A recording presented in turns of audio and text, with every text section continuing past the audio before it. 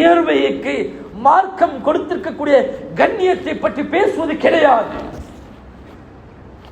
அன்பார்ந்தவர்களே, இன்றைக்கு ஐநா சபை இந்த தொழிலாளிகளை மதிக்க வேண்டும் என்று பேசிக்கொண்டாலும் 1400 வருடங்களுக்கு முன்னால் முஹம்மது ரசூல் ஸல்லல்லாஹு அலைஹி வஸல்லம் மிகவும் அழகான முறையில் தொழிலாளிகளுக்கு உரிமைகள் மட்டுமல்ல, தொழிலாளிகள் அவருடைய பொறுப்புகளை பற்றியும் பேசியிருக்கிறார்.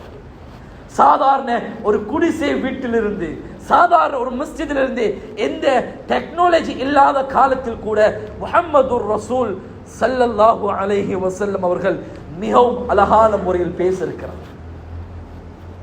அன்பார்ந்தவர்களே, நாங்கள் இந்த மஜ்லிஸில் இருக்கக்கூடியவர்கள் தொழிலாளிகளாக இருந்தால், ஒரு பணியாளராக இருந்தால், ஒரு நிறுவனத்தில் வேலை செய்யக்கூடியவர்களாக இருந்தால்